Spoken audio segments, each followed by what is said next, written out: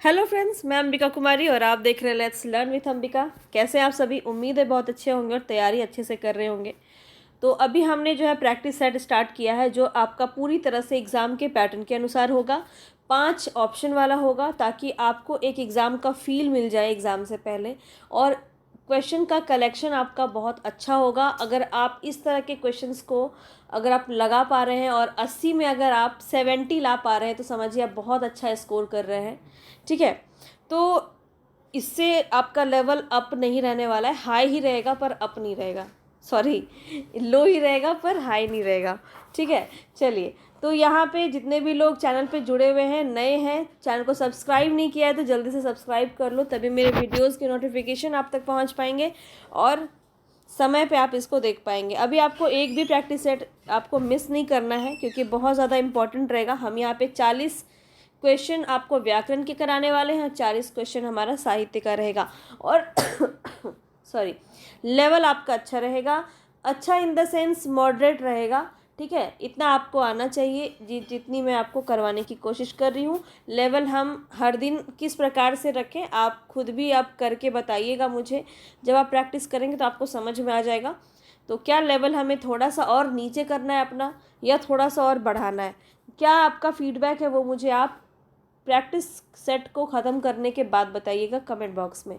चलिए स्टार्ट करते हैं। पसंद आने पर लाइक ज़रूर कर दीजिएगा ताकि मुझे भी थोड़ा मोटिवेशन मिले। इतना सारा चीज़ अलग अलग जगह से मैं कलेक्ट करके आपके लिए लेके आती हूँ, बेस्ट कंटेंट, और बहुत मेहनत लगता है। तो बस एक लाइक कर देना और कम से कम एक शेयर कर देना। चलो बढ़ते हैं आगे। हमारा जो पहला क्वेश्चन है वो है, हिंदी भाषा में हर्ष स्वरों की संख्या कितनी है? बताएंगे यहाँ पे आप। राइट ऑप्शन क्या हो जाएगा? हिंदी भाषा में हर्ष स्वरों की संख्या कितनी है ये आपको बताना है। हर्ष स्वर आप सभी बहुत अच्छे से जानते होंगे। 11, 4, 2, निम्न में से एक से अधिक या निम्न में से कोई नहीं। तो हर्ष स्वर की बात कर रहे हैं। 11 लगाने वाले सभी गलत हो गए हैं क्योंकि हम सिर्फ स्वर की बात नहीं कर रहे हैं। और यहाँ तो मैं पढ़ भी रही हूँ तो आपको एक अलर्ट मिल जा रहा है। जब क्वेश्चंस को आप खुद से पढ़ेंगे तो और ज़्यादा गलती होने की संभावना हो सकती है, इसीलिए ध्यान देने की ज़रूरत है। हर्ष स्वर में आपका क्या क्या होता है? आपका अ होता है, ई होता है, उ होता है और री होता है। यही 4 चीज़ तो होते हैं। तो ऑप्शन क्या हो जाएगा? आंसर आपका ऑप्शन नंबर 2। ठीक है, 4th यहाँ पे आपका राइट ऑप्शन हो जाएगा। क्वेश्चंस हमारे पास बहुत ज़्यादा है, 80 क्वेश्चंस हैं, तो हम थोड़ा सा जल्दी ही चलेंगे लेकर के। ठीक है, इनमें से समृद्ध स्वर कौन सा है बताना है। इनमें से समृद्ध स्वर कौन सा है? कौन सा टॉपिक का क्वेश्चन आप नहीं लगा पा रहे हैं, ये एनालिसिस करना आपको बहुत ज़रूरी है क्योंकि मैं लगभग आपको हर टॉपिक को मैं छूऊंगी रोज़। ठीक है, रोज़ कोशिश करूँगी कि आपका एक भी एग्ज़ाम तक आपका कोई ऐसा टॉपिक ना बचे जहाँ से हमने क्वेश्चन नहीं लिया हो। तो एक अच्छा से आपका पूरा प्रिपरेशन यहाँ पे होने वाला है। इनसे समृद्ध स्वर से आपको बताना जो मुख के आधार पे है आपका। ठीक है, समृद्ध स्वर तो समृद्ध और विवृत होता है आपका। तो यहाँ बताइए, ओ, बड़ी ई, औ, निम्न में से एक से अधिक या निम्न में से कोई नहीं। तो यहाँ पे जो आपका राइट ऑप्शन हो जाएगा वो हो जाएगा ऑप्शन नंबर ई। जैसे विवृत की बात करें तो आ क्या होता है आपका? विवृत के अंदर आ जाता है। पूरा वर्णमाला आपको अच्छे से कराया हुआ है तो आप जाके ज़रूर देखिएगा। इस क्लास के डिस्क्रिप्शन बॉक्स में भी मैं आपको हिंदी व्याकरण के थ्योरी क्लास की लिंक दे दूंगी। अगर किसी को नहीं मिलता है तो वो जाके लिंक से डायरेक्ट वहाँ पे जा सकता है। जो भी आपको टॉपिक चाहिए, जो इम्पॉर्टेंट है, मैंने वो करवा रखा है। जिसकी आपको वीडियो चाहिए वो भी आप मुझे कमेंट बॉक्स में सजेस्ट कर सकते हैं, तो मैं आपको उसकी थ्योरी क्लास बिल्कुल डिटेल में अच्छे से करवा दूँगी। ठीक है, चलिए अब नेक्स्ट जो हमारा क्वेश्चन है वो है शुद्ध वर्तनी वाला शब्द। बताइए यहाँ पे आपका राइट ऑप्शन क्या हो जाएगा? कलेश, कलेश, क्लेश, निम्न में से एक से अधिक या निम्न में से कोई नहीं। तो यहाँ पे जो आपका राइट ऑप्शन होगा वो हो जाएगा ऑप्शन नंबर 3। ठीक है, फटाफट से आंसर करेंगे और ईमानदारी से बताना कि कितने मार्क्स आपके बने। कल का वीडियो नहीं देखा है तो ज़रूर देखना। प्रैक्टिस 1 आपका बहुत कमाल का था, प्रैक्टिस 2 भी आपका बहुत कमाल का है। बस आपको लगे रहना है, बने रहना है। अब देखिए यहाँ पे आपको संज्ञा पदबंध पहले ही क्वेश्चन बता दिया गया है कि निम्नलिखित वाक्य में संज्ञा पदबंध क्या है। तो आपको संज्ञा पदबंध बताना है। हो सकता है कई बार आपको रेखांकित वर्ड नहीं मिले, ठीक है, रेखांकित शब्द ना मिले तो आपको बिना रेखांकित देखे ही बताना पड़ेगा कि संज्ञा पदबंध यहाँ पे कहाँ हो सकता है। घर के पेड़ सूख गए, आंगन, घर के आंगन, या घर के आंगन में लगे पेड़। तो यहाँ पे जो है आप सभी जानते हैं कि पदबंध में क्या होता है। देखिए आप सारे आंसर लगा लीजिए, मेरे लगाने से पहले आपको अपना आंसर लगा लेना है ताकि आप उसको मिला पाए, है ना। थोड़ा सा मैं टाइम देती हूँ आपको, और इतना टाइम इनफ होता है इस प्रकार के क्वेश्चंस के लिए। जहाँ ज़्यादा ज़रूरत है वहाँ मैं ज़्यादा भी दूंगी। तो चलिए यहाँ पे अगर हम बात करें तो संज्ञा पदबंध में, पदबंध आपको पता है कि संज्ञा यहाँ पूछा जा रहा है। अब यहाँ पे क्या है, घर के आंगन में लगे पेड़ सूख गए। क्या सूख गया, सबसे इम्पॉर्टेंट जो हाईलाइट हो रहा है वो क्या हो रहा है, पेड़ हो रहा है। तो बिल्कुल ये एक संज्ञा पदबंध ही है। अगर यहाँ पे संज्ञा पदबंध नहीं दिया होता तो भी आपको समझ में आ जाना चाहिए था कि ये एक संज्ञा पदबंध वाला वाक्य है। और यहाँ पे आपका पेड़ सूख गए, क्या ये पेड़ सूख गए ये आपका हो सकता है, नहीं हो सकता है। आपका राइट ऑप्शन क्या हो जाएगा, घर के आंगन में लगे पेड़। डी ऑप्शन आपका बिल्कुल सही हो जाएगा, ठीक है, घर के आंगन में लगे पेड़। तो लास्ट में क्या आया, आपका पेड़ आया, और पेड़ आपका संज्ञा है तो संज्ञा आपका पदबंध हो जाएगा। चलिए आगे बढ़ते हैं नेक्स्ट क्वेश्चन पे। तो जो उस पूरे वाक्य की मूल भावना जिस पद में आपकी होती है, चाहे वो क्रिया, वो आपका क्रिया हो, विशेषण हो, संज्ञा हो, सर्वनाम हो, वही आपका पदबंध हो जाता है। चलिए, जो सर्वनाम शब्द वक्ता, श्रोता अथवा किसी अन्य व्यक्ति के लिए प्रयोग किया जाता है उसे क्या कहते हैं। क्वेश्चन को थोड़ा ध्यान से समझेंगे। संबंधवाचक सर्वनाम, पुरुषवाचक सर्वनाम, निजवाचक सर्वनाम, निम्न में से एक से अधिक या निम्न में से कोई नहीं, बताएंगे। खुद से भी पढ़ के देखिए और इसका आंसर बताइए। यहाँ पर जो इसका आंसर हो जाएगा, जो सर्वनाम शब्द वक्ता, श्रोता और किसी अन्य व्यक्ति, मतलब जो बोल रहा है, जो सुनने वाला है, या जो किसी और के बारे में बात कर रहा है, इस प्रकार की परिस्थितियाँ कहाँ मिलती है आपको, पुरुषवाचक सर्वनाम में। तो यहाँ पे जो आपका राइट ऑप्शन हो जाएगा ऑप्शन नंबर 2 हो जाएगा, जिसके अंदर आपकी तीन भेद होते हैं। आप ये बहुत अच्छे से जानते होंगे। जिसमें आता है आपका, सबसे पहले आता है आपका उत्तम पुरुषवाचक सर्वनाम, उसके बाद आता है आपका मध्यम पुरुषवाचक सर्वनाम, और यहाँ पे निम्न, उसके बाद आपका आता है अन्य पुरुषवाचक सर्वनाम। तो ये 3 आपके होते हैं, आपको बहुत अच्छे से पता होगा। चलिए आगे बढ़ते हैं। संकेतवाचक सर्वनाम किसे कहते हैं, बताना है यहाँ पे। संकेतवाचक सर्वनाम किसे कहते हैं, संबंधवाचक को, निश्चयवाचक को, प्रश्नवाचक को, निम्न में से एक से अधिक या निम्न में से कोई नहीं। संकेतवाचक पूछा जा रहा है, और यहाँ पे जो आपका राइट ऑप्शन होगा वो हो जाएगा ऑप्शन नंबर बी, निश्चयवाचक सर्वनाम। सेकेंड ऑप्शन आपका सही हो जाएगा, ठीक है। चलिए, लूट धातु से निर्मित शब्दों में कौन सा विशेषण है, विशेषण बताना है आपको। तो प्रत्येक दिन आपका थोड़ा किसी एक टॉपिक को ज़्यादा उजागर करते हुए ज़्यादा प्रश्न करवाऊंगी। आपको हर एक प्रकार के क्वेश्चन मिलेंगे, मिक्स रहेगा सब कुछ, ठीक है, ताकि आपका बेहतर तैयारी हो सके और आप समझ पाएँ कि कितना स्कोर आप कर पा रहे हैं, कितना आपका तैयारी अभी तक हो चुका है और क्या आपको करने की ज़रूरत है। सबसे ज़्यादा इम्पॉर्टेंट इस वक्त आपको यही जानना है कि क्या आपको और करने की ज़रूरत है।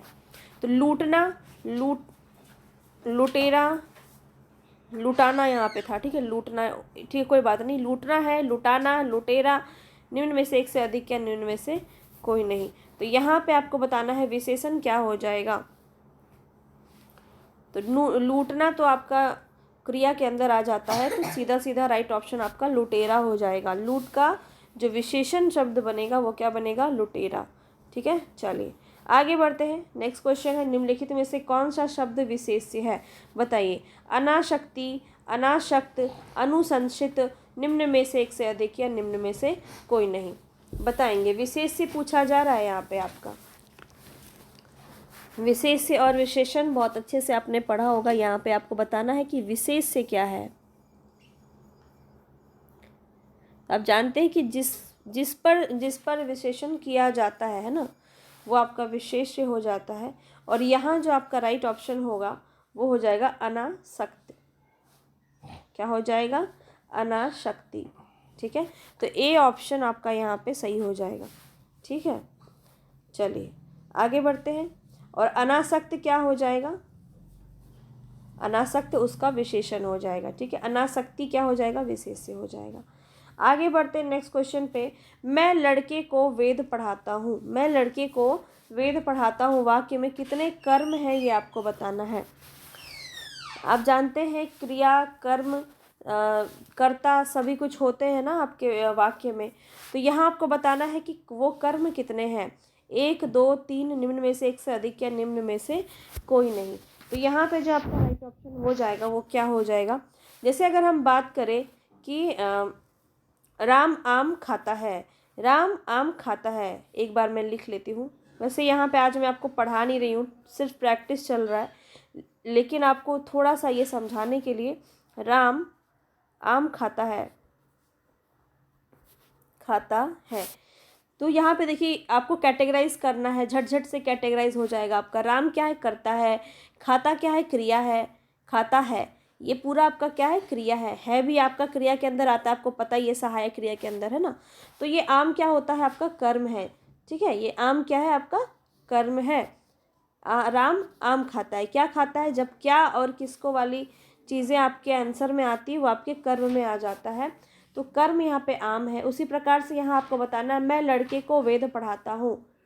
तो क्या पढ़ाता हूँ? वेद पढ़ाता हूँ। किसको पढ़ाता हूँ? लड़के को पढ़ाता हूँ। तो दो कर्म है यहाँ पे, आपका राइट ऑप्शन ऑप्शन नंबर 2 हो जाएगा।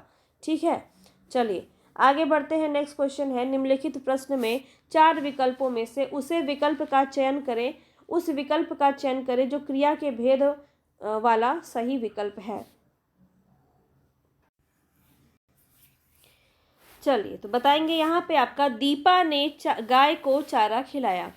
दीपा ने गाय को चारा खिलाया, इसमें आपका क्या हो जाएगा? नाम धातु क्रिया, द्विकर्मक क्रिया, प्रेरणार्थक क्रिया, निम्न में से एक से अधिक या निम्न में से कोई नहीं। बताएंगे, दीपा ने गाय को चारा खिलाया। किसने किसको, किसने किसको वाली बात जब आ जाए, राम ने मोहन को पुस्तक दिया, तो राम ने दिया। किसने दिया? राम ने दिया। किसको दिया? यहाँ पे आपका अगर 2 कर्ता यहाँ पे हो जा रहा है, तो यहाँ पे आपका क्या हो जा रहा है? 2 कर्म हो रहा है। ठीक है, तो 2 कर्म हो रहा है तो क्या हो जाएगा? राइट ऑप्शन आपका द्विकर्मक क्रिया के अंदर चला जाएगा। सेकंड ऑप्शन आपका सही हो जाएगा। आगे बढ़ते हैं। नेक्स्ट क्वेश्चन है यहाँ पे, मनोभाव को सूचित करने वाले शब्द किस अव्यय के बोधक होते हैं? उद्देश्य बोधक, हेतु बोधक, विस्मयादि बोधक, निम्न में से एक से अधिक या निम्न में से कोई नहीं। तो मनोभावों को सूचित करने वाले शब्द बहुत ही आसान है, भाषा में बिल्कुल भी ना फंसे, बहुत आसान क्वेश्चन है, बस आपको ध्यान से समझना है। अब इसका आंसर आप कर चुके होंगे तो मैं आपको बता देती हूँ। मनोभाव, जैसे कि मान लीजिए आपको किसी के प्रति घृणा आ रहा है, या फिर कुछ भी आपने गंदगी देख ली तो आप क्या कहते हैं? छी छी कहते हो ना, तो तुरंत से आपके मनोभाव से ये उत्पन्न होता है। तो इस प्रकार के जो अव्यय होते हैं वो आपके किसके अंदर जाते हैं? विस्मय आदि बोधक के अंदर चले जाते हैं। तो यहाँ पे थर्ड ऑप्शन आपका सही हो जाएगा, है ना। चलिए आगे बढ़ते हैं नेक्स्ट क्वेश्चन पे। दिए गए विकल्प में कौन सा शब्द स्त्रीलिंग नहीं है? बताना है। चिल्का, झील, सब्जी, अनानास, निम्न में से एक से अधिक या निम्न में से कोई नहीं। तो यहाँ पे जो आपका राइट ऑप्शन हो जाएगा, देखिए चिल्का, झील और सब्जी ये दोनों ही आपके स्त्रीलिंग हैं, और कौन सा नहीं है? तो अनानास जो है वो आपका पुल्लिंग शब्द हो जाएगा। चलिए आगे बढ़ते हैं। सदा एक वचन में प्रयुक्त होने वाले शब्दों को चुनिए। बताएंगे, इस प्रकार से ही आपके क्वेश्चन देखने को मिलेंगे। हर एक टॉपिक मैं यहाँ पे आपका कवर कर रही हूँ, और अभी हमारे एग्ज़ाम में काफ़ी टाइम है। अगर इतने दिन तक आप कंटिन्यूसली लगे रहते हैं मेरे साथ प्रैक्टिस सेट में, तो निश्चित रूप से आपका स्कोर बहुत अच्छा होगा हिंदी में, ये तो तय है। तो देखिए यहाँ पे होश, लोग, प्राण, बाल, हस्ताक्षर, जनता, निम्न में से एक से अधिक या निम्न में से कोई नहीं। बताएंगे यहाँ पे सदा एक वचन में प्रयोग होने वाले पूछा जा रहा है, बहुवचन में नहीं, तो ये भी बात आपको ध्यान में रखना है। तो यहाँ पे आपका राइट ऑप्शन क्या हो जाएगा? तो आप अगर देखेंगे तो होश और लोग ये दोनों आपके किसके अंदर आ जाएंगे? बहुवचन के अंदर आ जाएंगे। प्राण और बाल ये दोनों भी आपके सदा बहुवचन में आ जाएंगे। जनता आपका एक वचन के अंदर आता है, ठीक है, लेकिन हस्ताक्षर आपका बहुवचन के अंदर आता है। तो यहाँ पे जो आपका राइट ऑप्शन होगा वो हो जाएगा निम्न में से कोई नहीं, है ना। निम्न में से कोई नहीं आपका यहाँ पे हो जाएगा। चलिए आप मुझे ऑप्शन में बताइए कि सदा एक वचन में प्रयोग होने वाले कौन कौन से शब्द आपके हो सकते हैं, जिसको आपको ध्यान में रखना है। आगे बढ़ते हैं। नेक्स्ट क्वेश्चन है, निम्नलिखित वाक्यों में से अपूर्ण भूतकाल को पहचानना है। अपूर्ण भूतकाल आपको बताना है। रामू खाना खा रहा था, माँ खाना बना चुकी है, मुझे बाहर जाना है, निम्न में से एक से अधिक या निम्न में से कोई नहीं। तो यहाँ पे आपका राइट ऑप्शन क्या हो जाएगा। अब आप देखिए, खाना खा रहा था मतलब समझ लो कि जब वो उसने देखा तब वो खाना खा रहा था और अभी वो उसके सामने नहीं है, तो खा रहा था वाला सीन आपका अपूर्ण के अंदर चला जाता है। तो ए ऑप्शन आपका बिल्कुल सही हो जाएगा। आगे बढ़ते। नेक्स्ट क्वेश्चन है, निम्नलिखित प्रश्न में 4 विकल्पों में से उस विकल्प का चयन करें जो दिए गए वाक्य के लिए पक्ष के भेद का सबसे अच्छा विकल्प है। अब तक बच्चे काफ़ी घूम चुके हैं। अब तक बच्चे काफ़ी घूम चुके हैं। तो यहाँ पे आपका राइट ऑप्शन क्या हो जाएगा। तो चुके हैं, चुका है, तो आपका पूर्ण हो चुका है सारा काम, तो पूर्ण घोतक के अंदर ये चला जाएगा। ठीक है, जिस वाक्य में क्रिया के समाप्त होने का बोध होता है वो पूर्ण घोतक के अंदर आ जाता है। आगे बढ़ते हैं नेक्स्ट क्वेश्चन पे। अच्छा, यहाँ पे अगर पूछ लिया जाए अभ्यास घोतक से भी आपका प्रश्न काफ़ी बार पूछा गया। जैसे कि वो निरंतर पढ़ाई करता था इसीलिए वो सफल रहा। तो यहाँ पे क्या हो रहा है कि उसकी निरंतरता उसके अभ्यास को दिखाया जा रहा है कि इस पे आप कुछ और अपने से एग्जाम्पल बना सकते हैं कि आप और बेहतर दिमाग में बैठा सके, लंबे समय तक आपको ये याद रहेगा। तो कमेंट बॉक्स में मुझे ज़रूर बताइएगा इसका और क्या क्या एग्जाम्पल हो सकता है। मैंने आपको एक बताया, ठीक है। तो इस प्रकार से जैसे कि वह रोज जो है व्यायाम करता है, योग करता है, इसीलिए वो स्वस्थ है। तो ये रोजाना उसके एक्टिविटी को दिखा रहा है, उसके अभ्यास को दिखा रहा है। तो इस प्रकार के जो वाक्य होते हैं वो आपके अभ्यास घोतक में हो जाते हैं। ठीक है, चलिए आगे बढ़ते हैं। सीता नहीं पढ़ती है, इस वाक्य में वाच्य का प्रकार क्या है, बताएंगे झट से। कृतवाच्य, भाववाच्य, कर्मवाच्य, इनमें से एक से अधिक या इनमें से कोई नहीं।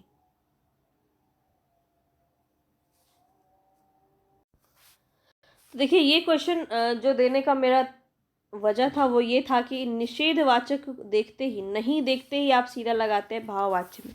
आपको पढ़ना पड़ेगा पहले कि सीता नहीं पढ़ती है। तो यहाँ पे क्या हो रहा है कि कोई कर्म है जो नहीं हो रहा है। सीता क्या नहीं करती है, तो पढ़ती नहीं है। तो यहाँ पे जो है आपका क्या हो जाएगा, कौन नहीं पढ़ती है, सीता नहीं पढ़ती है। तो ये देखिए आपका किस पे अकॉर्डिंग हो रहा है, ये सीता नहीं पढ़ती है, ये आपका किसके अकॉर्डिंग जा रहा है। तो अगर हम यहाँ पे कुछ और लगा दें, जैसे अगर हम राम लगा दें, राम नहीं पढ़ता है, तो देखिए टी से ता के अंदर डिफरेंस आ गया आपका। कर्ता के वजह से जो है क्रिया पर प्रभाव पड़ रहा है। तो जब कर्ता के वजह से क्रिया पे प्रभाव पड़े तो आपका क्या हो जाएगा, कर्तरी वाच्य हो जाएगा। अगर यहाँ पे आपको भाववाच्य इसको बनाना हो तो कैसे बनाएंगे, सीता से पढ़ा नहीं जाता। अगर ये आपका वाक्य होता कि सीता से पढ़ा नहीं जाता, तो अब आपका क्या हो जाता, भाववाच्य हो जाता। तो एक बात और याद रखिए कि भाववाच्य के अंदर आपको असमर्थता, यहाँ पे असमर्थता दिखानी होती है, दिखता है। ठीक है, असमर्थता दिखता है, ये भी बात आपको ध्यान रखना है। चलिए आगे बढ़ेंगे। आदर्शिका का तद्भव क्या होगा, बताइए। आदर्शिका का तद्भव क्या होगा, आँच, आरसी, आदर्श, निम्न में से एक से अधिक या फिर निम्न में से कोई नहीं। चलिए बताएंगे यहाँ पे आपका राइट ऑप्शन क्या हो जाएगा।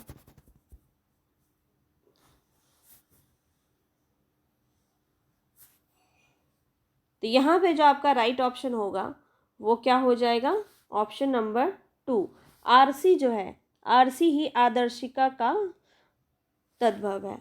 ठीक है, अब हम बात करें आँच की, तो आँच का अर्ची हो जाता है। आँच का क्या हो जाता है, अर्ची। आदर्श तो अपने आप में तत्सम है, तो आपका एक ही ऑप्शन बचता है आरसी। ठीक है, एक और आता है अदरक। अदरक का आद्रा जो है आपका तत्सम हो जाता है। चलिए ये सभी बातें याद रखिए। नेक्स्ट क्वेश्चन है, कौन सा शब्द तुर्की भाषा का नहीं है? पैगंबर, बेगम, चेचक, निम्न में से एक से अधिक या निम्न में से कोई नहीं। बताएंगे आप, आपका राइट ऑप्शन क्या हो जाएगा?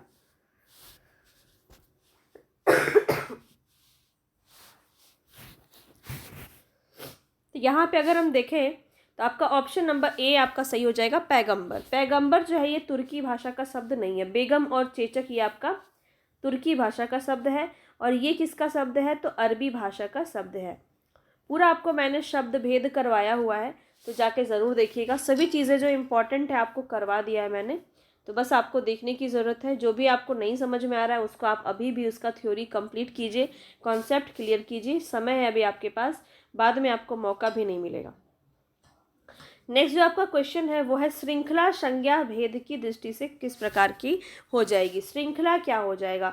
समूहवाचक, पदार्थवाचक, भाववाचक, एक से अधिक या निम्न में से कोई नहीं। बताएंगे श्रृंखला संज्ञा भेद का संज्ञा भेद की दृष्टि से कौन सा आपका होगा? तो श्रृंखला जो होता है वो किसी प्रकार के पैटर्न पे आधारित होता है। तो यहाँ पे एक से ज़्यादा चीज़ें होंगी तभी तो वो पैटर्न आपका बनेगा।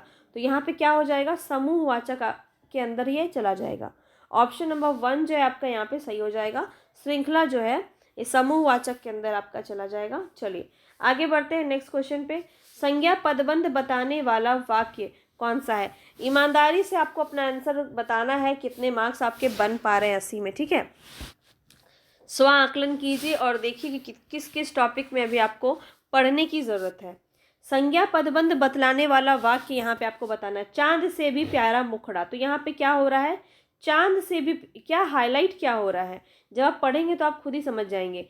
चांद से भी प्यारा मुखड़ा क्या हो रहा है? विशेषता बताई जा रही है। घर से होकर जाऊंगा, जाना क्या है? आपका क्रिया है।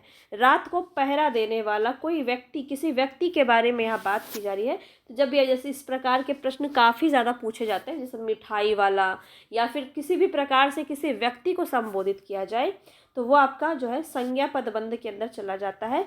रात को पहरा देने वाला आपका जो है यहाँ पे संज्ञा पदबंध हो जाएगा। किसी व्यक्ति के बारे में ये आपका बात कर रहा है, पहरेदारी के बारे में बात कर रहा है, ठीक है? तो यहाँ पे थर्ड ऑप्शन आपका सही हो जाएगा। आगे बढ़ते हैं। नेक्स्ट क्वेश्चन है यहाँ पे, जब संधि करते समय विसर्ग के बाद स्वर या व्यंजन वर्ण आने से जो विकार उत्पन्न होता है उसे क्या कहते हैं? बहुत ही इजी क्वेश्चन है। इतना इजी क्वेश्चन आपका पर आ सकता है, इस प्रकार के क्वेश्चन भी आपके आ सकते हैं, ध्यान रखेंगे। संधि विच्छेद कहते हैं। विसर्ग संधि, स्वर संधि, निम्न में से एक से अधिक या निम्न में से कोई नहीं। तो विसर्ग के बाद अगर आप ही बताइए, जब यहाँ पे कुछ भी आपका विशेष होगा, जैसे कि यहाँ पे आपका पूर्व पद जो होता है, पूर्व पद में आपका विसर्ग होगा और यहाँ पे कोई भी आपका स्वर या व्यंजन होगा, तो क्या हो जाएगा? सिंपल सा क्वेश्चन है, क्या हो जाएगा? आपका विसर्ग संधि हो जाएगा। सेकेंड ऑप्शन आपका बिल्कुल सही हो जाएगा। आगे बढ़िए। नीचे दिए गए शब्दों में प्रयुक्त संधि भेद का सही विकल्प चुनना है। उच्छिष्ट का बताएंगे यहाँ पे क्या सबसे सही आपका संधि विच्छेद होगा। उच्छित प्रत अष्ट, उ प्लस शिष्ट, उत प्लस शिष्ट, निम्न में से एक से अधिक या कोई भी आपका सही नहीं है। तो यहाँ पे आपका राइट ऑप्शन देखते ही आपको पता चल जाएगा। इसमें आपको ज़्यादा आंसर, आपको पता है कि दोनों तरफ आपका सार्थक शब्द होना चाहिए। कौन सा है? एक ही है। थर्ड ऑप्शन आपका बिल्कुल सही। कई बार आपको नियम ना भी पता हो तो भी आप इसका आंसर कर सकते हैं बहुत ही आसानी से। थर्ड ऑप्शन बिल्कुल सही हो जाएगा। महोदार्य का संधि क्या होगा? गुण, यन, वृद्धि, इनमें में से एक से ज़्यादा या कोई भी नहीं। बताएंगे यहाँ पे। तो आपको तो देखते ही आंसर आ गया होगा। यहाँ पे क्या हो रहा है? वृद्धि हो रहा है।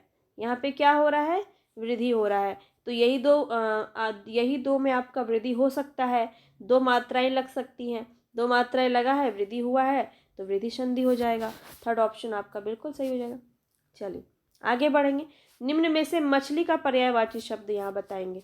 झक, सफरी, मीन, एक से ज़्यादा या निम्न में से कोई भी नहीं। यहाँ पे आपको बताना है मछली का पर्यायवाची क्या हो जाएगा। यहाँ पे अब हम बात करें तो झक, सफरी और मीन ये तीनों ही मछली के पर्यायवाची हैं और यहाँ पे फोर्थ ऑप्शन आपका सही हो जाएगा। ठीक है, तो याद रख लीजिए सफरी पूछा जा सकता है जो आपके ज़्यादातर व्यवहार में ना हो वो क्वेश्चन पूछे जाते हैं। अब यहाँ पे बताना है आपको कि निम्नलिखित विकल्पों में से उसे व्यक्त करना है जो युग्म आपका सही अर्थ में यहाँ पे दिया गया हो। पौत्र और पोत, बताएंगे इसका अर्थ क्या होता है। पोता जहाज, सभा जहाज, पोता जान, निम्न में से एक से अधिक या निम्न में से कोई नहीं। तो पौत्र का मतलब क्या होता है, आप सभी जानते हैं। पौत्र को पोता कहते हैं, जो कि बेटे के पुत्र को कहा जाता है। पुत्र के भी पुत्र को कहा जाता है पौत्र। और पोत किसे कहा जाता है, जहाज को। तो यहाँ पे आपका राइट ऑप्शन ए हो जाएगा। आगे बढ़ते नेक्स्ट क्वेश्चन पे। अब्ज का अर्थ क्या होता है, कमल। ये भी याद रख लीजिए, बहुत पूछा जाता है। अब्ज का अर्थ क्या होता है, कमल होता है। अब बताना आपको क्या है, अब्द। अब्द का अर्थ आपको बताना है। बताइए, शस्त्र होता है या ये वर्ष होता है, यक्ष होता है, इनमें से एक से अधिक या इनमें से कोई नहीं। क्या आपका यहाँ पे सही हो जाएगा। यहाँ पे अब्द का आपको अर्थ बताना है। तो यहाँ पे देखिए राइट ऑप्शन आपका होगा, आई होप आपने सब आंसर कर दिया होगा सभी ने। और यहाँ पे आपका राइट ऑप्शन हो जाएगा ऑप्शन नंबर 2। देखिए शताब्दी से आप इसको समझ सकते हैं। सत अब्द आपका जुड़ता है ना शताब्दी में, सत धन अब्द से शताब्दी बनता है। तो यहाँ पे देखिए शताब्दी में भी आपका अब्द होता है, जो कि अब्द का मतलब वर्ष होता है, याद रखेंगे। चलिए आगे बढ़ते हैं। नेक्स्ट जो क्वेश्चन है वो आपको युग्म में दिया है, इसको बताना है कौन सा सही नहीं है। नहीं वाला हमें बता रहा है। एक बार में आपकी कितनी चीज़ें क्लियर हो जाएंगी। ये सारे ऐसे क्वेश्चन हैं जो आपके बहुत पूछे जाते हैं, ठीक है। तो आपको एक बार में ये सभी चीज़ें हो जाए, इसीलिए मैं इस प्रकार के क्वेश्चन भी लेके आती हूँ। तो बताइए अनिष्ट और अनिष्ट में क्या अंतर है। देखिए अनिष्ट मतलब क्या होता है, अचल और अचला, अंश और अंश, और तरंग और तुरंग। ये चार आपको मैंने दिया है। ज़्यादा से ज़्यादा कराने की कोशिश थी और कोई रीज़न नहीं था। इनमें से कोई नहीं बताएंगे। तो देखिए अनिष्ट मतलब बुरा होता है, बिल्कुल सही है। अनिष्ट मतलब निष्ठावान, बिल्कुल सही है। अचल मतलब पर्वत होता है। अचला पर मतलब नारी होता है क्या, इस पर हम आगे बात करते हैं। अंश मतलब हिस्सा, और ये अंश मतलब क्या होता है, कंधा। तरंग मतलब लहर, और तुरंग मतलब घोड़ा। तो यहाँ पे बात करें, कोई भी तो गलत नहीं है ना, लगाते हैं फिफ्थ ऑप्शन पे, इनमें से कोई नहीं, सारे ही सही है। लेकिन यहाँ पे आपका एक गलत है। तो यहाँ पे अचला का मतलब नारी नहीं होता है, ठीक है। अचला का मतलब यहाँ पे नारी नहीं होता है, तो ये चीज़ आपको ध्यान रखना है, ठीक है। तो यहाँ पे आपका सेकंड ऑप्शन जो है वो सही हो जाएगा, ध्यान रखेंगे। चलिए आगे बढ़ते हैं नेक्स्ट क्वेश्चन पे। नेक्स्ट क्वेश्चन है यहाँ पे आपका, जिस पर अनुग्रह किया गया हो, वाक्यांश के लिए एक शब्द क्या होगा। जिस पर अनुग्रह किया गया हो, अनुग्रहित, अनुग्रहित, अनुग्रही, या फिर एक से अधिक या इनमें से कोई नहीं। बहुत पूछा जा सकता है ये क्वेश्चन। इस प्रकार के प्रश्न देख के आपको भी अंदर से वाइब आ रहे होंगे। सभी क्वेश्चन आपके लिए इम्पोर्टेंट है, परीक्षा में हूबहू देखने को मिल सकते हैं। तो यहाँ पे देखिए अनुग्रह, यहाँ पे इसी का सिर्फ खेल है। ये है आपका ग्रह, ये है आपका गृह। तो क्या आपको अनुग्रह का क्या हो जाएगा, अनुग्रह का आपका अनुग्रहित हो जाएगा। सेकंड ऑप्शन आपका सही हो जाएगा। तो ध्यान रखिए गृह वाला चीज़ आपका यहाँ पे सही होगा, अनुग्रहित, ठीक है। चलिए आगे बढ़ते हैं। जूतियों में दाल बांटना, यहाँ डाल हो गया है, ठीक है। जूतियों में डाल बांटना, इसका अर्थ बताना आपको क्या होगा। मुहावरे का सही अर्थ क्या होगा। दुखी होना, चापलूसी करना, लड़ाई झगड़ा हो जाना, निम्न में से एक से अधिक या निम्न में से कोई नहीं। जूतियों में डाल बांटना, इसका अर्थ क्या होगा। उम्मीद है सभी ने आंसर लगा लिया होगा। अब यहाँ पे अगर हम बात करें, इसका राइट ऑप्शन हो जाएगा ऑप्शन नंबर 3, लड़ाई झगड़ा हो जाना, ठीक है। थर्ड ऑप्शन आपका बिल्कुल सही हो जाएगा। आगे बढ़ते हैं नेक्स्ट क्वेश्चन पे। भरत मुनि ने रसों की संख्या कितनी मानी है। 5, 9, 12, निम्न में से एक से अधिक या निम्न में से कोई नहीं। बताएंगे यहाँ पे भरत मुनि के अनुसार आपको आंसर करना है। नवरस आपने बहुत बार सुना होगा, पढ़ा होगा, लेकिन इन्होंने जो संख्या मानी है वो आपकी 8 मानी है, और 8 आपके ऑप्शन में नहीं है। तो निम्न में से कोई नहीं, आपका राइट ऑप्शन फिफ्थ हो जाएगा। याद रखिए भरत मुनि ने कितनी मानी है, 8 मानी है, ठीक है। 8 रसों की संख्या मानी है, बहुत इंपॉर्टेंट है। और इनका एक जो सूत्र है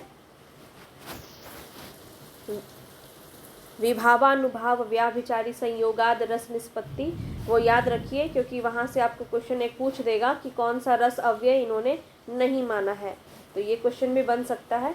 तो उस सूत्र से आपको उसका आंसर मिल जाएगा। आगे बढ़ेंगे। विषय द्वारा की गई क्रियाएं और वह स्थान जो रस निष्पत्ति में सहायक होते हैं उन्हें क्या कहते हैं। फिर से समझिए, विषय द्वारा की गई क्रियाएं, विषय द्वारा की गई क्रियाएं। अब ये विषय क्या है, ये सब मैंने आपको बहुत अच्छे से बताया हुआ है जब हम रस को कर रहे थे, ठीक है।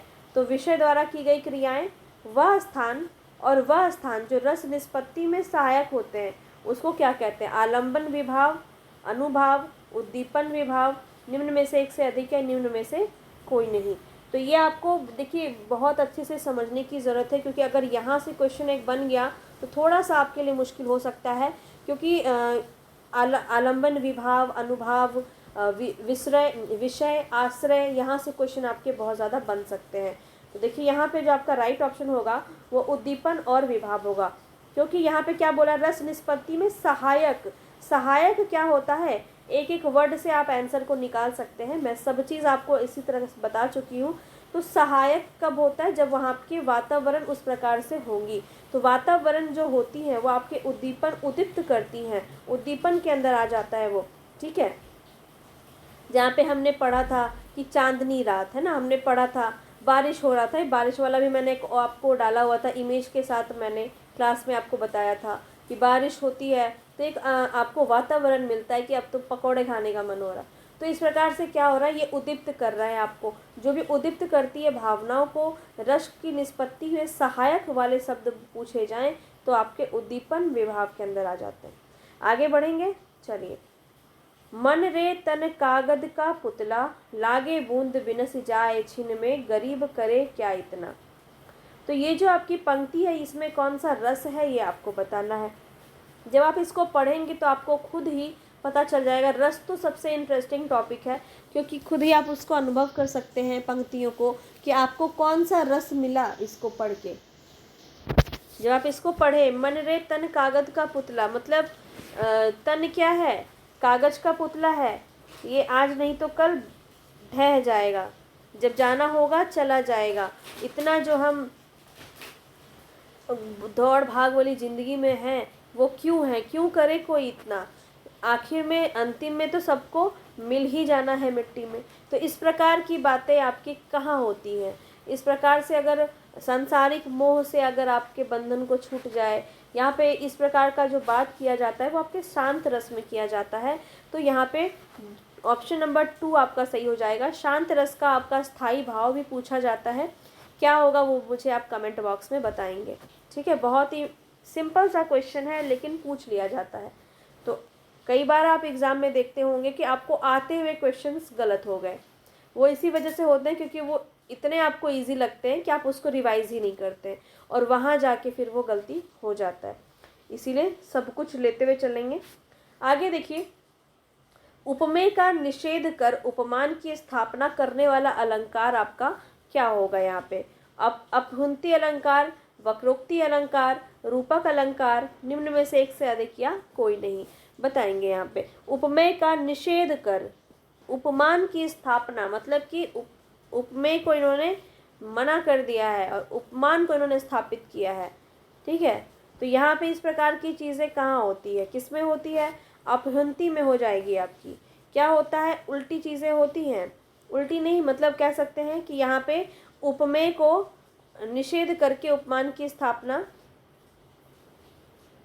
की जाती है, ठीक है। जैसे कि नेत्र नहीं पद्म है, अब नेत्र आपका एक आता है नेत्र नील कमल, ठीक है। जैसे मान लो कहते हैं नील कमल, नील कमल,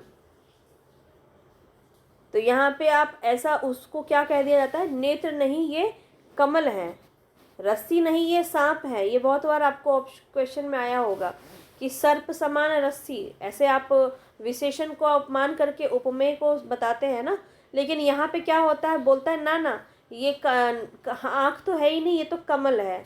हाँ, यहाँ पे इन्होंने इस प्रकार की बातें की है। तो ये किसके अंदर होता है, अपहुंती के अंदर होता है, तो फर्स्ट ऑप्शन आपका यहाँ पे सही हो जाएगा। इसकी एक बहुत ही प्रसिद्ध पंक्ति है जो काफ़ी एग्जाम में पूछी जाती है, मैं जो कहा रघुवीर कृपाला, बंधु ना होई मोर यह काला। तो यहाँ पे जो है क्या है, आपका अपहुंती अलंकार है, तो ध्यान में रखेंगे। आगे चलिए, नेक्स्ट क्वेश्चन है, श्लेष अलंकार कितने प्रकार के होते हैं, बताएंगे। श्लेष अलंकार कितने प्रकार के होते हैं? 2, 3, 4, एक से अधिक या होते ही नहीं है, बताइए। राइट ऑप्शन क्या हो जाएगा? तो यहाँ पे जो आपका राइट ऑप्शन होगा वो होगा ऑप्शन नंबर 1। कितने होते हैं? 2 होते हैं। कौन कौन से होते हैं? अभंग और सभंग, ठीक है। अभंग श्लेष अलंकार, अभंग श्लेष और सभंग श्लेष, सभंग श्लेष, ठीक है। तो ये आपको ध्यान में रखना है। चलिए आगे बढ़ते हैं। नेक्स्ट क्वेश्चन है, कहती हुई ये उत्तरा के नेत्र जल से भर गए, हिम के कणों से मानो हो गए पंकज नए। तो यहाँ पे आपके बताएंगे कौन सा अलंकार का प्रयोग हुआ है। तो जहाँ पर भी हम बात करते हैं, पॉज दे रही हूँ ताकि आप इसका आंसर कर लो। देखते ही आंसर आ गया होगा वैसे तो, क्योंकि ये शब्द आपका काफ़ी इम्पोर्टेंट है। जहाँ पे मानो, जानो, मनहु, मानहु, इस प्रकार के वर्ड का, इस प्रकार के शब्द का प्रयोग होता है, वहाँ पे आपका क्या हो जाता है, उत्प्रेक्षा हो जाता है। तो पहला ही ऑप्शन आपका सही हो जाएगा। आगे बढ़ते हैं नेक्स्ट क्वेश्चन पे। निम्नलिखित में से कौन सा वाक्य उपादान लक्षणा है? उपादान पे थोड़ा जोर दे रही हूँ, इस कल भी मैंने आपको बताया था उपादान, और आज भी बताया है। तो उम्मीद है कि आज आप इसका आंसर कर पाएंगे, क्योंकि कल मैंने आपको बहुत अच्छे से बता दिया था कि उपादान लक्षणा में आखिर होता क्या है।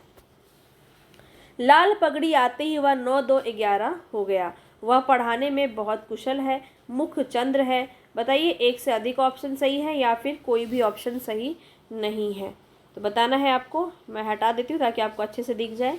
इसका आंसर आपको थोड़ा सा समय दे रही हूँ ताकि आप अच्छे से सही आंसर करें। उपादान लक्षणा की बात की जा रही है। शब्द शक्ति अगर आपने अभी तक नहीं देखा है तो जाके क्लास को विजिट कीजिए, आपको मिल जाएगी आज लिंक, ठीक है। उसमें आपको जाना है थ्योरी क्लास में। थ्योरी क्लास में जाइए, शब्द शक्ति, बाकी और भी सारे टॉपिक आपको मिल जाएंगे जो भी आपको कवर करना है, ठीक है। तो सभी चीज़ें आपको डिटेल में कराई गई हैं, बस आपको ध्यान से देखना है। यहाँ पे जो राइट ऑप्शन हो जाएगा पहला, ठीक है। फर्स्ट ऑप्शन आपका सही हो जाएगा। लाल पगड़ी आती वह 9, 2, 11 हो गया। अब उपादान लक्षणा में होता क्या है? इसमें आपका जो होता है वो मुख्यार्थ और लक्ष्यार्थ दोनों, यहाँ पे मुख्यार्थ बाधित नहीं होता है। आप हालांकि देखेंगे कि जब लक्षणा आता है तो आपका मुख्य अर्थ जो है वो बाधित हो जाता है, मुख्यार्थ बाधित हो जाता है, वाच्यार्थ आपका बाधित हो जाता है। एक ही बात है, जब आप शब्द शक्ति पढ़ेंगे तो आप बहुत आसानी से इस बात को समझ पाएंगे, क्या होता है व्यंग्यार्थ, क्या होता है वाच्यार्थ, मुख्यार्थ, ठीक है। तो यहाँ पे देखिए, मुख्य अर्थ यानी वाच्यार्थ आपका जो है बाधित नहीं होता है, साथ साथ चलता है। यहाँ पे बात करें कि लक्षणार्थ और मुख्यार्थ दोनों साथ साथ चलता है। मतलब क्या है इसका? तो आसान भाषा में समझो, लाल पगड़ी के आते ही वह 9, 2, 11 हो गया। अब लाल पगड़ी तो खुद से आ नहीं रही होगी, लाल पगड़ी कोई व्यक्ति पहना हुआ होगा, है ना। तो पगड़ी धारक जो होगा वो भी है, पगड़ी धारक भी है, लेकिन इसने अपने अस्तित्व को भी नहीं मिटाया है, पगड़ी भी उसने पहनी हुई है। तो पगड़ी भी आया है और पगड़ी वाला भी आया है। तो यहाँ पे अगर हम इसका मुख्य क्या इसका अर्थ हो रहा है, निकल रहा है कि कोई पगड़ी वाला है जो लाल पगड़ी पहनकर आया है, उसको आते ही सब 9, 2, 11 हो गए, मतलब भाग गए। तो यहाँ पे पगड़ी भी इसी के साथ मिली हुई है और साथ में एक ऐड हो गया पगड़ी वाला, ठीक है। तो यहाँ पे अगर हम मुख्य अर्थ में देखें तो पगड़ी जो वर्ड है, पगड़ी जो शब्द है, ये आपका बाधित नहीं हो रहा है, ये आपके साथ साथ चल रहा है। तो ये इस प्रकार से उपादान लक्षण आपका हो जाएगा, ठीक है। चलिए आगे बढ़ते हैं। निम्न वाक्य में कौन सा शब्द शक्ति होगा? रौनक गधा है, रौनक गधा है, बताइए। अभिधा होगा, लक्षणा होगा, व्यंजना होगा? बहुत ही इजी क्वेश्चन। रौनक गधा है पूछा जा रहा है, तो रौनक तो किसी लड़के का नाम लग रहा है, किसी भी व्यक्ति का नाम लग रहा है, चाहे लड़का हो या लड़की। तो किसी व्यक्ति का नाम है जो रौनक है। तो रौनक अगर हम इसका अभिधा में लेंगे तो क्या अर्थ निकलेगा? अभिधा अभी हम टिक नहीं कर रहे हैं, देखिए अभिधा में अगर हम लेंगे तो क्या अर्थ निकलेगा? रौनक एक पशु का नाम है जो कि गधा है। तो ऐसा बात है क्या? नहीं है। रौनक मूर्ख है, ये एक उसके मुख्य अर्थ निकल के आ रहा है। तो यहाँ पे वाच्यार्थ क्या हो रहा है, बाधित हो रहा है, किस में हो रहा है, लक्षणा में। तो यहाँ पे आपका राइट ऑप्शन क्या हो जाएगा, लक्षणा हो जाएगा। ठीक है, तो आपको इसको एक बार ज़रूर पढ़ लेना चाहिए थ्योरी, अगर आप अभी तक नहीं समझ पा रहे हैं इसको। तो बहुत अच्छी बहुत अच्छा कॉन्सेप्ट है इसका। एक बार आप अच्छे से पढ़ लेंगे, सभी बातें आपको समझ में आ जाएगी, वरना आप सिर्फ क्वेश्चन से इसको समझ नहीं सकते हैं। थोड़ा सा टिपिकल है ये टॉपिक आपका, शब्द शक्ति। ठीक है, चलिए आगे देखेंगे। मच्छर भिन भिनाते हैं, इस वाक्य में क्रिया क्या है, क्रिया बताना है आपको। भिन भिनाते हैं प्रेरणार्थक क्रिया है, पूर्वकालिक क्रिया है, नाम धातु क्रिया है, एक से अधिक सही है, या इनमें से कोई नहीं, बताएंगे। मच्छर भिन भिनाते हैं, तो यहाँ पे अगर हम बात करें, राइट ऑप्शन हो जाएगा आपका ऑप्शन नंबर 3, नाम धातु क्रिया के अंदर ये चला जाएगा। कैसे हो जाएगा, तो भिन भिनाना, इसका शब्द क्या है, अगर मूल अर्थ देखें तो भिन भिनाना, भिन भिनाना। ठीक है, अब भिन भिनाना में आपने क्या प्रत्यय लगाया, आते, भिन भिनाते, आते जो है ये आपका प्रत्यय लग गया। तो भिन भिनाते हैं, तो यहाँ पे इस प्रकार से जब प्रत्यय लगाकर हम कोई क्रिया शब्द को जो बनाते हैं, तो वो नाम धातु क्रिया के अंदर चला जाता है। चलिए आगे बढ़ते हैं। नेक्स्ट क्वेश्चन है यहाँ पे, अकर्मक क्रिया आपको छांटना है। दौड़ाना, पढ़ना, भागना, निम्न में से एक से अधिक या निम्न में से कोई नहीं। इस क्वेश्चन को अगर आपने कर लिया तो मैं समझूंगी थोड़ा आप अच्छे से दिमाग को लगा रहे हैं। है बहुत ही ईजी क्वेश्चन, पर फिर भी आपको समझना है, क्योंकि इतने आसान तो मैं आपको दूंगी नहीं, थोड़ा तो ट्रिक होगा ना उसके अंदर। तो यहाँ पे मैं बात करूँ तो राइट ऑप्शन आपका क्या हो जाएगा, राइट ऑप्शन हो जाएगा आपका भागना। थर्ड ऑप्शन आपका बिल्कुल सही हो जाएगा। ठीक है, भागना। तो अब आप बोलोगे कि मैम दौड़ाना और भागना दोनों ही होना चाहिए था, ऑप्शन तो आपका फोर्थ सही होना चाहिए था। नहीं होगा, क्यों नहीं होगा, क्योंकि ये यहाँ पे दौड़ाना लिखा है, दौड़ना नहीं लिखा है। ठीक है, दौड़ाना मतलब यहाँ पे आना प्रत्यय लगा है, और यहाँ पे अगर हम बात करें खाना, खिलाना, खिलाना, खिलाना, खिलाना हो गया, पढ़ाना हो गया, ये सब क्या है आपका प्रेरणार्थक क्रिया है, प्रथम प्रेरणार्थक क्रिया है। ठीक है, अब इसी में हम वाना प्रत्यय लगा देंगे तो द्वितीय प्रेरणार्थक क्रिया हो जाएगा, पढ़वाना, खिलवाना, है ना। तो याद रखिएगा, दौड़ाना यहाँ पे दिया है, दौड़ना नहीं, तो ये आपको ध्यान में रखना है। ऑप्शन आपका 3 सही हो जाएगा। चलिए आगे बढ़ते हैं। नेक्स्ट क्वेश्चन है, निम्नलिखित में से किस शब्द के विग्रह में कर्मधारी समास होगा। बहुमूल्य, कूप मंडूक, मधुमक्खी, निम्न में से एक से अधिक या निम्न में से कोई नहीं। कर्मधारी समास बताना है।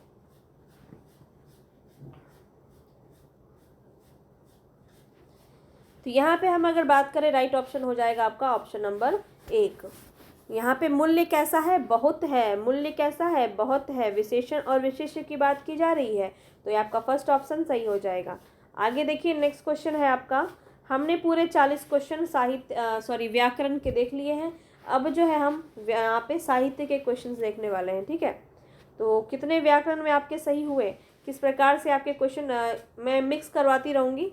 आज कुछ ज़्यादा आपकी जैसे क्रिया के क्वेश्चन थे, तो कभी कुछ आपके ज़्यादा होंगे, तो इस प्रकार से करवाया जाएगा। हिंदी साहित्य की भूमिका, हिंदी साहित्य का आलोचनात्मक इतिहास, उत्तरी भारत की संत परंपरा और हिंदी साहित्य का दूसरा इतिहास। देखिए, इसको मिलान तो आप कर लेंगे, 2 भी क्वेश्चन आया तो आप मिलान कर लेंगे, लेकिन आपको इसका पता होना चाहिए, क्योंकि ग्रंथ से क्वेश्चन आपका बहुत बनता है, बहुत ज़्यादा पूछा जाता है, और हो सकता है आपसे एक क्वेश्चन पूछा जाए तो याद रखना पड़ेगा आपको। ठीक है, यहाँ पे हम बात करें तो हिंदी साहित्य की भूमिका, ये किसकी रचना, ये किसका है, हिंदी साहित्य की भूमिका किसका है, तो याद रखिए हजारी प्रसाद द्विवेदी का है। हिंदी साहित्य का आलोचनात्मक इतिहास, डॉक्टर रामकुमार वर्मा। उत्तरी भारत की संत परंपरा, ये किसका है, परशुराम चतुर्वेदी का है। और हिंदी साहित्य का दूसरा इतिहास किसका है, डॉक्टर बच्चन सिंह का है। इसको अच्छे से मिलान कर लीजिए। लक्ष्मी सागर वार्ष्णेय जी बच गए हैं, तो इसका क्या है, आधुनिक हिंदी साहित्य नाम से इन्होंने रचना रची है। क्या है इनका, आधुनिक हिंदी साहित्य, ये भी आपको याद रखना है। ठीक है, आधुनिक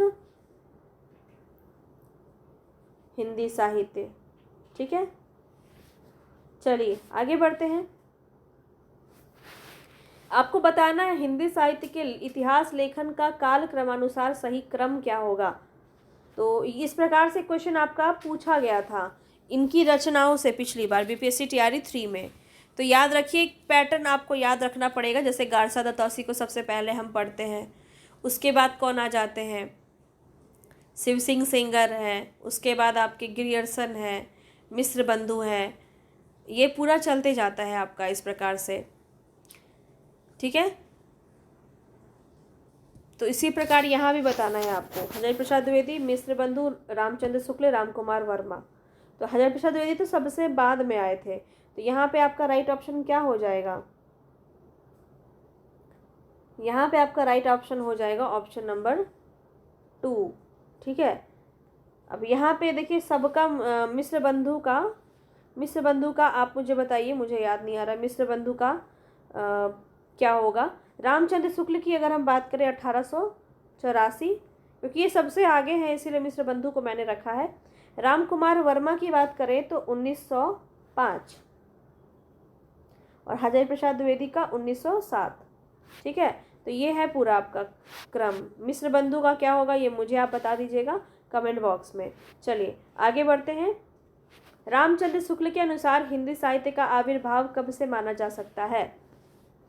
प्राकृत से, संस्कृत से, प्राकृत की अंतिम अवस्था से, अंतिम अपभ्रंश अवस्था से, निम्न में से एक से अधिक, या कोई भी ऑप्शन आपका सही नहीं है, बताएंगे। तो यहाँ पे आपका राइट ऑप्शन हो जाएगा ऑप्शन नंबर 3, ठीक है। ऑप्शन नंबर 3 आपका सही हो जाएगा। प्राकृत होगा, ये प्रकृति नहीं होगा, मिस्टेक है यहाँ पे टाइपिंग। प्राकृत की अंतिम अपभ्रंश अवस्था से माना जाता है रामचंद्र शुक्ल के अनुसार हिंदी साहित्य का आविर्भाव।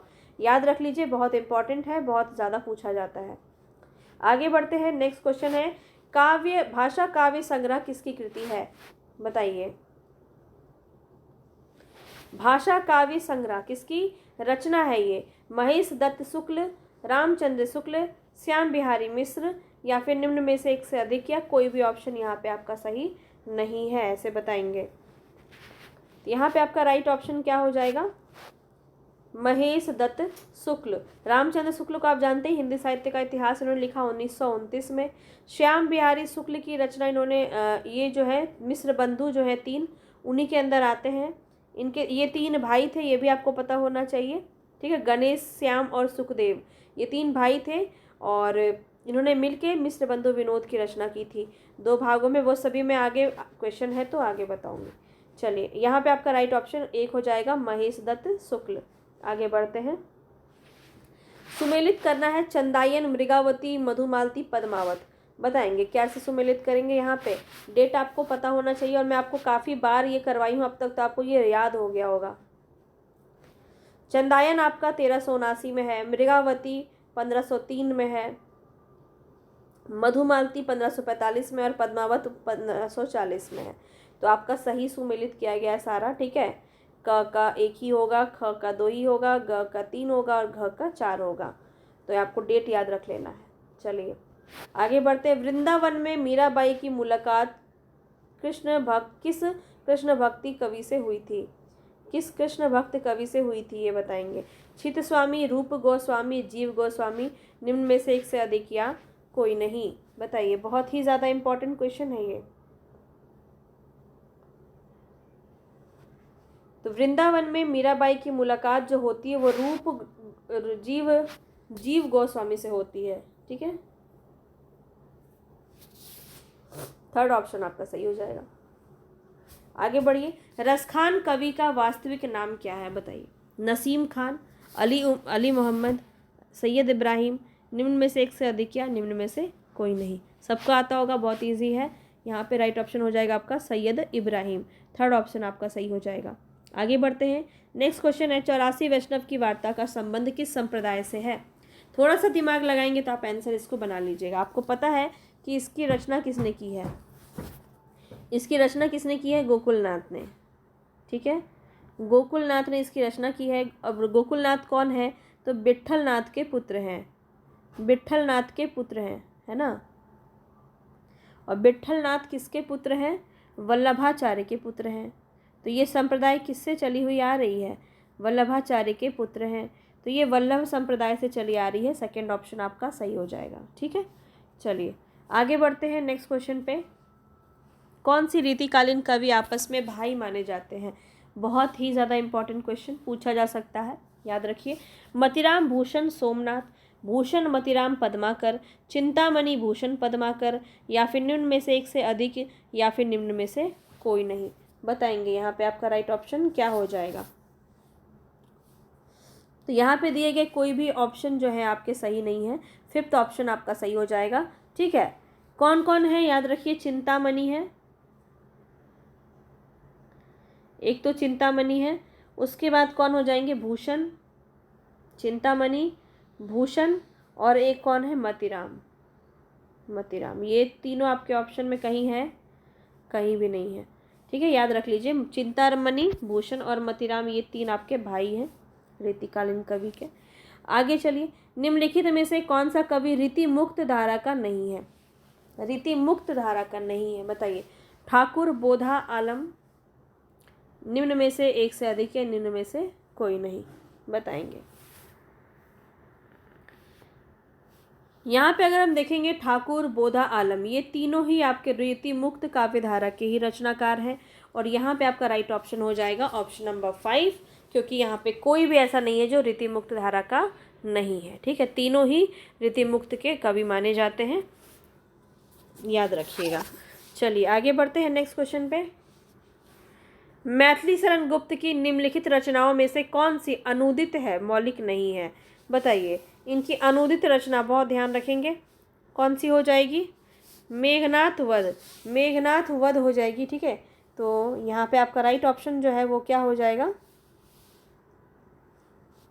अच्छा नहीं, बताइए पहले इसका राइट ऑप्शन क्या हो जाएगा। इसका जो है यहाँ पे भारत भारती, आप सभी को पता है ये इनकी रचना यहाँ पे अनूदित नहीं है। यहाँ पे प्लासी का युद्ध और मेघनाथ वध ये दोनों ही रचना जो है अनूदित है। तो इसलिए आपका राइट ऑप्शन जो है वो फोर्थ हो जाएगा। ठीक है, राइट ऑप्शन क्या हो जाएगा आपका? फोर्थ हो जाएगा। याद रखिए, प्लासी का युद्ध और मेघनाथ वध ये दोनों ही इनकी अनूदित रचना है, इन्होंने अनुवाद किया है। ठीक है, ये बात आपको ध्यान में रखना है। चलिए आगे बढ़ते हैं नेक्स्ट क्वेश्चन पे।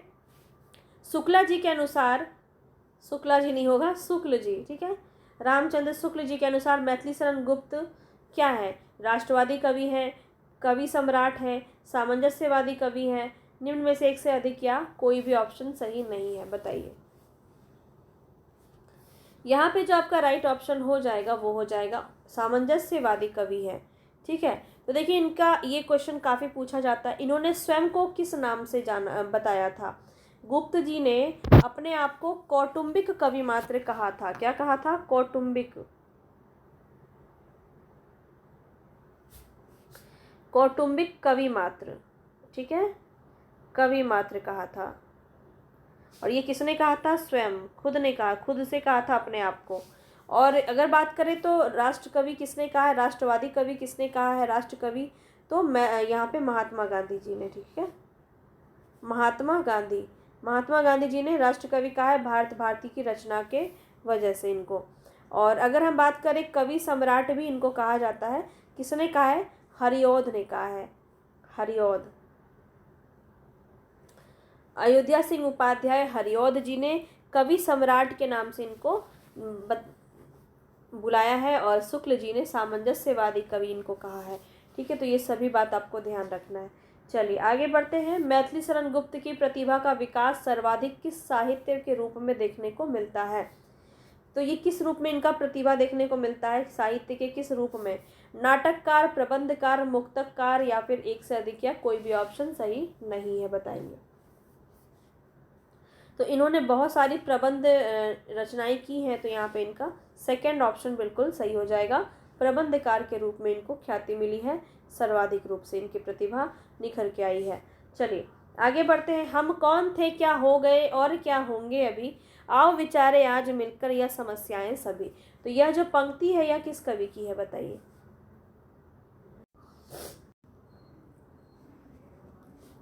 रामधारी सिंह दिनकर, मैथिली शरण गुप्त, माखनलाल चतुर्वेदी, निम्न में से एक से अधिक या निम्न में से कोई नहीं।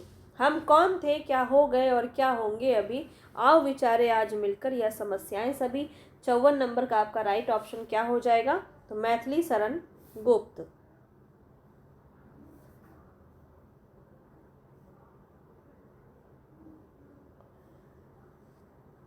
और भारत भारती जो इनकी रचना है, इसी में इन्होंने ये पंक्ति कही है, तो दोनों बात ध्यान रखेंगे। चलिए आगे देखिए, जयशंकर प्रसाद रचित कामायनी में कितने सर्गों की संख्या क्या है। यहाँ पे क्या लिखा है मैंने, स्वर्गों हो गया है, यहाँ रखिए सर्ग। सर्ग बताना है आपको, कितने सर्ग हैं कामायनी के अंदर, और सभी सर्ग आपको याद रहने चाहिए, क्योंकि यहाँ से आपका क्रम से भी क्वेश्चन बन जाता है। ठीक है, पिछली बार भी बीपीएससी में बना हुआ है, इसलिए मैं आपको बोल रही हूँ। यहाँ पे राइट ऑप्शन हो जाएगा आपका 15। ये एक बार मैं आपको बता देती हूँ, ठीक है, कितने सर्ग होते हैं, क्योंकि ये काफ़ी इंपॉर्टेंट है, इसको स्किप करेंगे तो मुश्किल है, क्योंकि यहाँ से आपका एक क्वेश्चन बन जाता है। सबसे पहले कौन सी आती है आपकी, चिंता। चिंता सर्ग सबसे पहले है, उसके बाद आशा, इसके बाद श्रद्धा,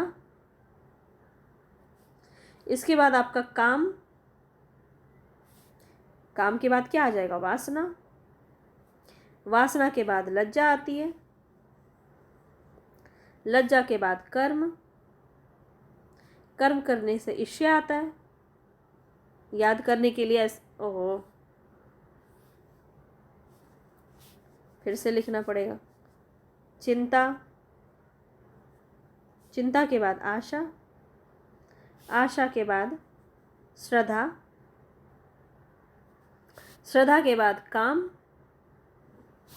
काम के बाद वासना, वासना के बाद क्या हो जाएगा, लज्जा, लज्जा के बाद कर्म, कर्म के बाद ईर्ष्या, ईर्ष्या के बाद ईड़ा, ईड़ा, ईड़ा के बाद आपका स्वप्न, स्वप्न सर्ग आता है, स्वप्न के बाद संघर्ष, सपना देखने के बाद क्या करते हैं, संघर्ष करते हैं उसके लिए, उसके बाद नहीं मिलता है तो निर्वेद की तरफ चले जाते हैं, शांत हो जाते हैं। उसके बाद आपको भगवान जी दर्शन दे दिए, दर्शन।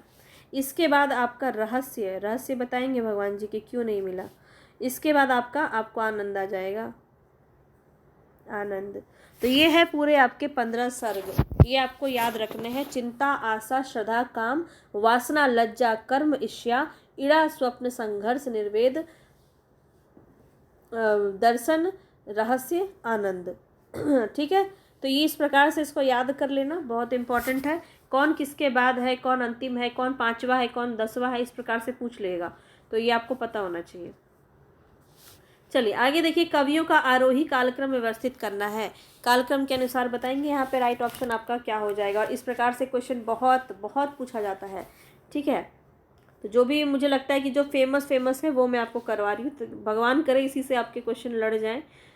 तो यहाँ पे आपका राइट ऑप्शन क्या हो जाएगा, याद रखिए, यहाँ पे राइट ऑप्शन है पहले प्रसाद आ जाएंगे, जयशंकर प्रसाद, आप सभी को पता है 1889 में इनका जन्म है। इसके बाद आते हैं निराला, निराला हो जाएंगे इनके ठीक 1 साल, ये 99 में।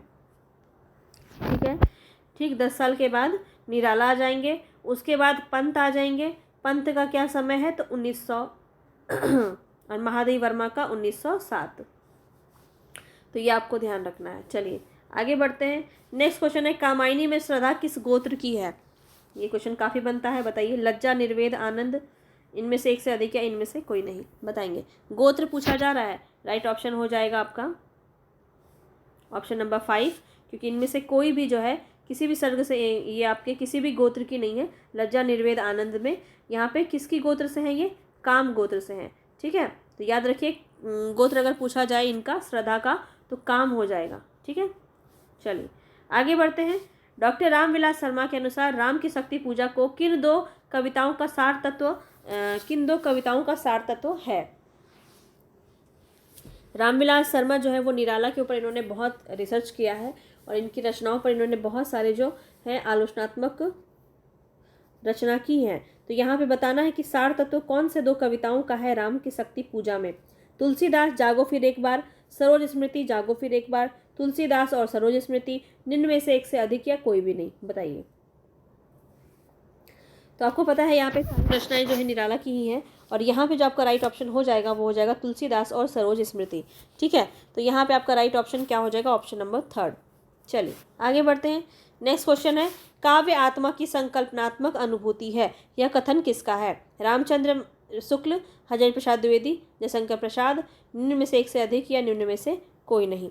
काव्य आत्मा की संकल्पनात्मक अनुभूति, ये क्वेश्चन आपका काफ़ी पूछा गया है, और ये जो परिभाषा, ये जो कथन है, ये किसका है? जयशंकर प्रसाद का है। बस शुक्ल जी को देखते ही शुक्ल जी के ऊपर नहीं जाना है, हर क्वेश्चन में शुक्ल जी आंसर नहीं हो सकता। ठीक है, जयशंकर प्रसाद यहाँ पे राइट ऑप्शन हो जाएगा। काव्य आत्मा की संकल्पनात्मक अनुभूति है, ये इनका कथन है। चलिए आगे बढ़ते हैं। नेक्स्ट क्वेश्चन है यहाँ पे आपका, सुमित्रा नंदन पंत की निम्नलिखित में से किस रचना पर महर्षि अरविंद का प्रभाव देखने को मिलता है? महर्षि अरविंद का प्रभाव। तो क्वेश्चन आपसे ये भी पूछा जाएगा, किस छायावादी कवि के ऊपर अरविंद का प्रभाव देखने को मिलता है? तो कौन हो जाएंगे? सुमित्रा नंदन पंत। ये भी बात याद रखिएगा, जिस तरह से घुमा के क्वेश्चन बन सकता है। मन के स्वप्न ताज स्वर्ण किरण बताएंगे, कौन सा हो जाएगा? यहाँ पे आपका राइट ऑप्शन हो जाएगा स्वर्ण किरण। ठीक है, स्वर्ण किरण में अरविंद प्रभाव देखने को मिलता है। आगे बढ़ते हैं नेक्स्ट क्वेश्चन पे। हिंदी में सानेट का प्रयोग सर्वप्रथम किसने किया? सानेट का प्रयोग सर्वप्रथम किसने किया? शिवमंगल सिंह सुमन, त्रिलोचन शास्त्री, शिवदान सिंह चौहान, निम्न में से एक से अधिक या फिर निम्न में से कोई नहीं। यहाँ पे आपका राइट ऑप्शन क्या हो जाएगा, बताइए, झट से बताएंगे। यहाँ पे आपका राइट ऑप्शन हो जाएगा त्रिलोचन शास्त्री। ठीक है, हिंदी में सानेट का सर्वप्रथम जो प्रयोग है वो त्रिलोचन के द्वारा किया गया। आगे देखेंगे। नेक्स्ट क्वेश्चन है, मैं उस जनपद का कवि हूँ, काव्य रचना किस कवि की है? मैं उस जनपद का कवि हूँ, बताइए। नागार्जुन, रांगी राघव, केदारनाथ अग्रवाल या फिर निम्न में से एक से अधिक या कोई नहीं, बताएंगे। मैं उस जनपद का कवि हूँ, ये किसकी रचना है? झट से आंसर आपको देना है, मेरे आंसर करने से पहले आपको आंसर कर देना है। ठीक है, यहाँ पे आपका राइट ऑप्शन हो जाएगा ऑप्शन नंबर 5, निम्न में से कोई नहीं, क्योंकि ये रचना किसकी है? त्रिलोचन की है। ठीक है, ये रचना किसकी है? त्रिलोचन की है। मैं उस जनपद का कवि हूँ। आगे बढ़िए। नेक्स्ट क्वेश्चन है यहाँ पे आपका, जमुना जल तुम काव्य के रचनाकार बताएंगे, कौन हो जाएंगे? जमुना जल तुम, भवानी प्रसाद मिश्र, धूमिल, शिवमंगल सिंह या फिर निम्न में से एक से अधिक या कोई नहीं। 63 में राइट ऑप्शन क्या हो जाएगा? जमुना जल तुम। तो ये रचना जो है, ये रचना इनमें से किसी की नहीं है, भवानी प्रसाद मिश्र की भी नहीं है, धूमिल की भी नहीं है, और शिवमंगल सिंह की भी नहीं है। तो ये जमुना जल तुम ये किसकी रचना है? तो याद रखिए केदारनाथ अग्रवाल की है। ठीक है, केदारनाथ अग्रवाल की है। ठीक है ये याद रखना है। चलिए आगे बढ़ते हैं नेक्स्ट क्वेश्चन पे। प्रकाशन वर्ष की दृष्टि से बताना है कि यहाँ पे अज्ञेय होगा, आगे हो गया है। यहाँ पे ये अज्ञेय की रचना है। अज्ञेय की काव्य रचनाओं का सही क्रम आपको बताना है। इस प्रकार से क्वेश्चन आपके पूछे जा सकते हैं, बताइएगा। बावरा अहेरी, इंद्रधनुष रोंदे हुए, ये अरियो करुणा प्रभा में, आंगन के पार द्वार, कौन सा यहाँ पे सही हो जाएगा?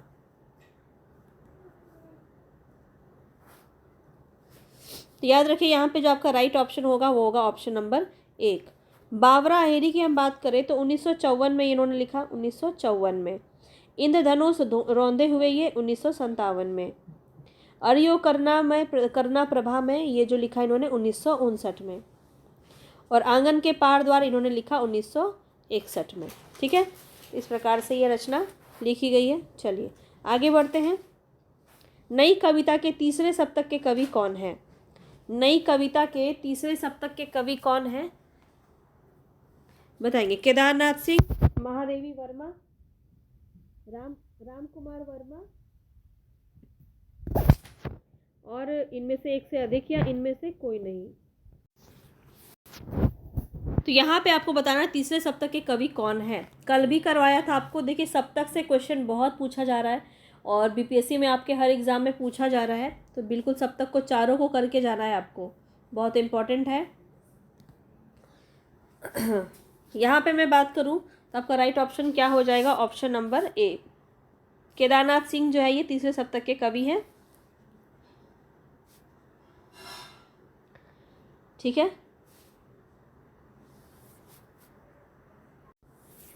तो इसको आप बार बार लिख करके याद कीजिए, ऐसे यह याद नहीं रहने वाला है। जैसे कि आप इसको बहुत लोग ट्रिक से भी याद करते हैं, आपके ऊपर है, अगर आपको याद रह जाता है तो कर लीजिए, वरना आप इसको लिख लिख के याद कर लीजिए, वो आपको अच्छे से याद रह जाएगा। ठीक है। जैसे कि तार सप्तक के कवि की बात करें तो मुक्तिबोध, नेमीचंद जैन, भारत भूषण अग्रवाल, प्रभाकर माचवे, गिरजा कुमार माथुर, रामविलास शर्मा और अज्ञे, ये आपके साथ हो जाएंगे। तो ये देखिए मुझे इस प्रकार से याद इसलिए है क्योंकि ये लिखा हुआ है मैंने बहुत बार, तो लिख लिख के ये अच्छे से आपको याद हो जाएगा। ठीक है।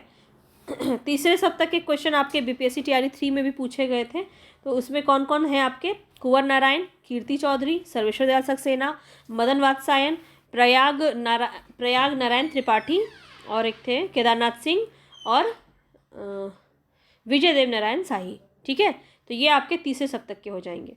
अगर आपने पेपर पेन लेके बैठा है तो इसको आप लिख लीजिए, आपको खुद आपके पास होगा, बहुत ईजिली प्रोवाइड हो जाएगा ये। इसको आप एक बार सारा को अच्छे से कर लीजिएगा। काव्य मंजूषा के रचनाकार कौन है बताइए। मैथिली शरण गुप्त, प्रताप नारायण मिश्र, महावीर प्रसाद द्विवेदी, एक से अधिक सही या निम्न में से कोई नहीं। बताइए काव्य मंजूषा किसकी रचना है। काव्य यहाँ पे मंजूषा जो है यहाँ पे महावीर प्रसाद द्विवेदी की रचना है। थर्ड ऑप्शन आपका सही हो जाएगा। आगे बढ़ते हैं, नेक्स्ट क्वेश्चन है, माइकल मधुसूदन कृत मेघनाथ वध का हिंदी अनुवाद किसने किया है। तो ये अभी मेघनाथ वध मैंने आपको थोड़ी देर पहले करवाया है, तो बताएंगे इसका राइट ऑप्शन क्या हो जाएगा। करवा चुकी हूँ आपको, और आपको ध्यान से आपने देखा है तो आप इसका आंसर बहुत आसान से कर सकते हैं। ये किसकी रचना है, माइकल मधुसूदन दत्त के द्वारा रची गई मेघनाथ वध, इसका अनुवाद इन्होंने किया है। किसने, मैथिली शरण गुप्त ने। पहला ऑप्शन आपका सही हो जाएगा। आगे बढ़ते हैं, नेक्स्ट क्वेश्चन है, निम्न में से प्रगतिवादी कवि हैं दिनकर, नीरज बच्चन, सुभद्रा कुमारी चौहान, महादेवी वर्मा या फिर अज्ञे, रामविलास शर्मा, नागार्जुन या त्रिलोचन। एक से अधिक सही है या फिर कोई भी ऑप्शन सही नहीं है। बताएंगे कौन सा यहाँ पे राइट ऑप्शन हो जाएगा। तो यहाँ पे जो आपका राइट ऑप्शन होगा वो हो जाएगा रामविलास शर्मा, नागार्जुन और त्रिलोचन। ये तीनों आपके प्रगतिवादी कवि के अंदर आ जाएंगे। चलिए आगे बढ़ेंगे। पूरा आधुनिक काल मैंने आपको जो है अच्छे से डिटेल में कराया है। भारतेंदु युग अलग से कराया है, द्विवेदी युग करवाया है, छायावाद, प्रगतिवाद, प्रयोगवाद, नई कविता तो उसको आप जाके देखिए। 1000 से भी ज़्यादा क्वेश्चन मैंने आपको आधुनिक काल के करवाए हैं। आपका एक एक क्लियर हो जाएगा। अगर सिर्फ प्रगतिवाद को लेके चलेंगे तो बहुत सारे क्वेश्चन आपके प्रगतिवाद की आपको मिल जाएंगे। तो ऑलरेडी मैंने बहुत कुछ करवाया हुआ है, बस आपको देखने की ज़रूरत है। तो बताएंगे यहाँ पे अब आपका राइट ऑप्शन क्या हो जाएगा कि इनमें से किस ग्रंथ में लिखा है कि अग्नि परीक्षा के बाद सीता जो है वो जैन धर्म में दीक्षित हो गई थी। ये किसने कहा है, किसकी रचनाओं में लिखा गया है। महापुराण में लिखा है, पौमचर्यु में लिखा है, परमात्म प्रकाश में लिखा है। एक से अधिक ऑप्शन इसमें सही है या फिर कोई भी ऑप्शन इसमें सही नहीं है। बताएंगे कौन सा सही हो जाएगा। तो याद रखिए ये पौमचर्यु में इन्होंने पौमचर्यु में लिखा हुआ है, जैन धर्म में दीक्षित हो गई थी ये परीक्षा, अग्नि परीक्षा देने के बाद सीता जी।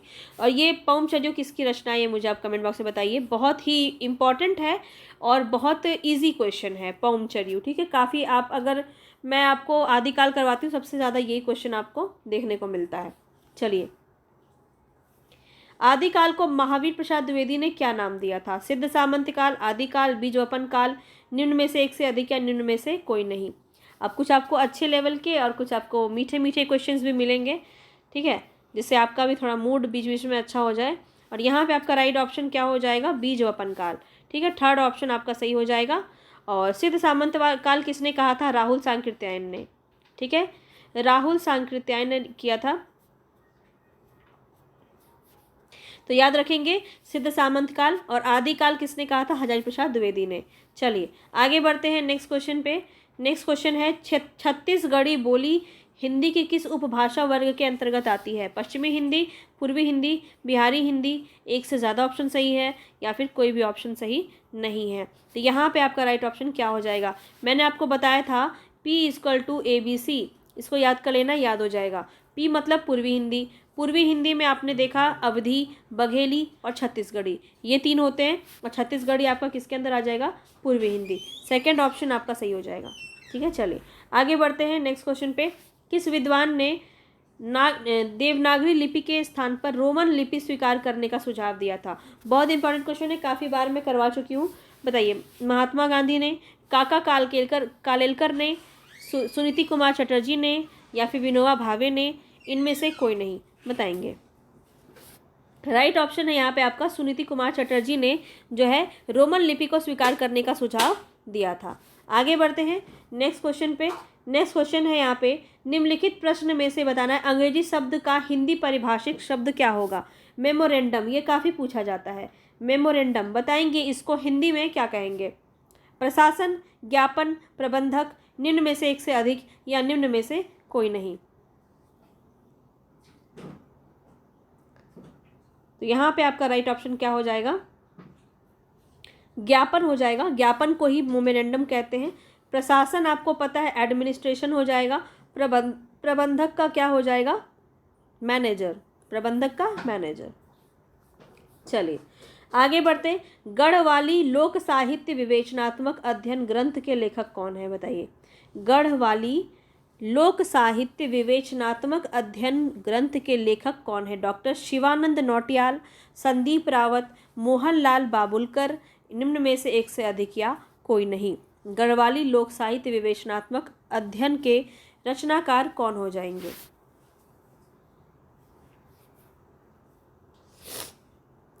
तो यहाँ पे आपका राइट ऑप्शन क्या हो जाएगा? याद रखिएगा, यहाँ पे आपका राइट ऑप्शन हो जाएगा ऑप्शन नंबर सी।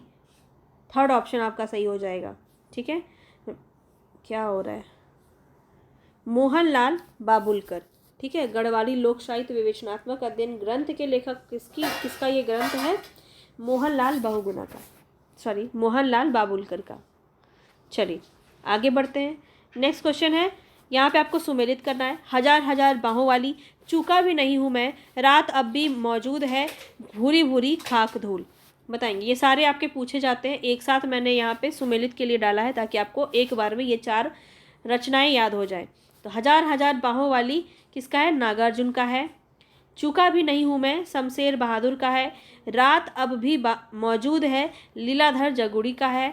और भूरी भूरी खाक धूल मुक्तिबोध का है। ठीक है, हजार हजार बाहों वाली नागार्जुन, चूका भी नहीं हूँ मैं शमशेर बहादुर, रात अब भी मौजूद है लीलाधर जगुड़ी, और भूरी भूरी खाक धूल गजानन माधव मुक्तिबोध। याद रखेंगे। चलिए आगे बढ़ते हैं।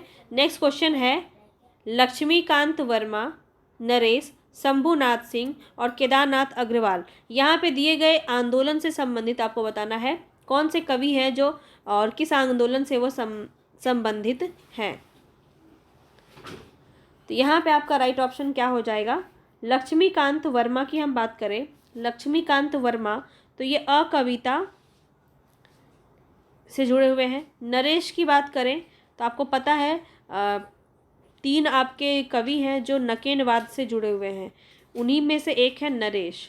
ठीक है, तीनों का नाम न से है, और नकेनवाद के तीनों कवि का नाम मुझे आप बताइएगा। ठीक है, शंभुनाथ सिंह की बात करें तो ये नवगीत से संबंधित है, और केदारनाथ अग्रवाल जो है ये प्रगतिवाद से संबंधित है, और प्रयोगवाद की बात करें तो ये अज्ञेय इनसे संबंधित है।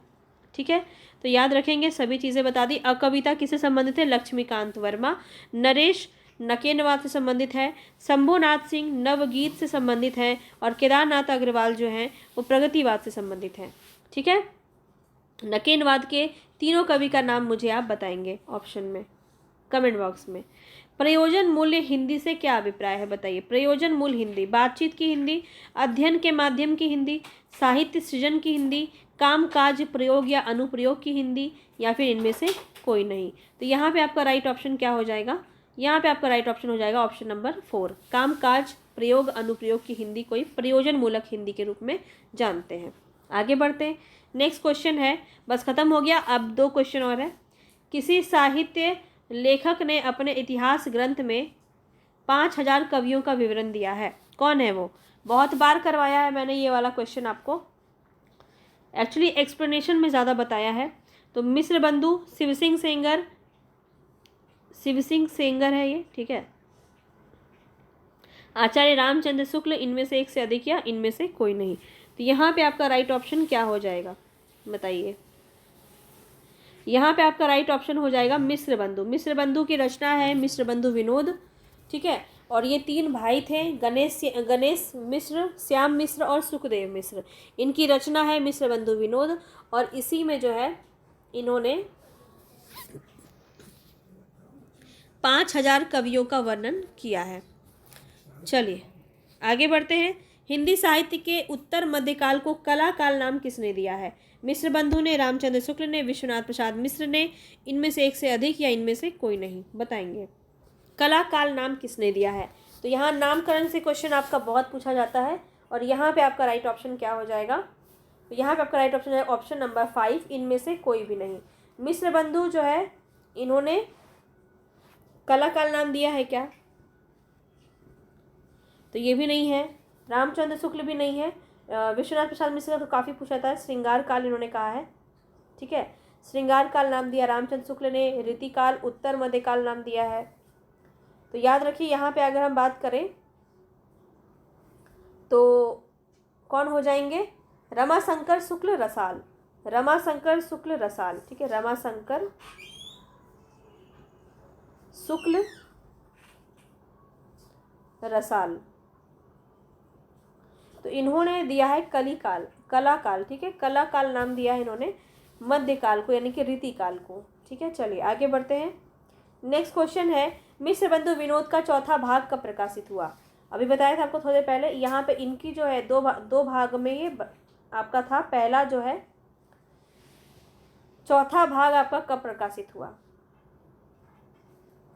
तो इनको हमने पढ़ा है कि मिश्र बंधु विनोद जो रचना है ये मिश्र बंधुओं की है, और प्रथम 3 भाग जो हैं ये पहले बार में ही प्रकाशित हो गया था इस प्रकार से, ठीक है।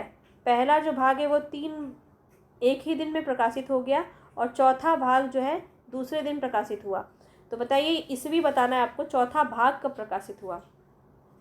1934 ईस्वी, 1913 ईस्वी, 1910 ईस्वी, 1900 निम्न में से एक से अधिक या एक कोई भी नहीं। तो यहाँ पे आपका राइट ऑप्शन क्या हो जाएगा? 1934 ईस्वी, ठीक है, 1934 ईस्वी हो जाएगा।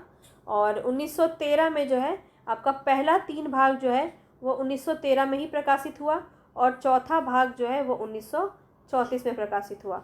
ये बात आपको याद रखना है। तो पूरा हमने 80 क्वेश्चन यहाँ पे ख़त्म कर लिया है। और कितने क्वेश्चन्स आपके सही हुए, 80 में कितने मार्क्स आपके बने, ये मुझे आप कमेंट बॉक्स में ज़रूर बताइएगा। और अगर अभी तक आपने वीडियो को देखा है तो आपको मैं कुछ क्वेश्चन देती हूँ, उसका आंसर आप मुझे कमेंट बॉक्स में बताइएगा, ताकि मुझे भी पता चले कि कितने लोग जो है वो मेहनत करके यहाँ तक पूरा वीडियो देख रहे हैं कि और किन्होंने पूरा जो है कंप्लीट किया है। तो अगर मैं बात करूँ छंदा का पर्यायवाची बताएंगे आप मुझे। पर्यायवाची क्या है? ये एक व्याकरण से दे दिया मैंने, एक साहित्य से दूंगी। छंदा का पर्यायवाची क्या होता है कॉपी में नोट कर लीजिए। और दूसरा जो है वो है शुद्ध कविता की खोज। ये किसकी रचना है? शुद्ध कविता की खोज, शुद्ध कविता की खोज। बताएंगे ये रचना किसकी है? ये 2 आपको दिया है मैंने, एक साहित्य से एक व्याकरण से। इसका आंसर मुझे आप कमेंट बॉक्स में बताइएगा। मिलेंगे फिर से नेक्स्ट वीडियो में, तब तक के लिए धन्यवाद।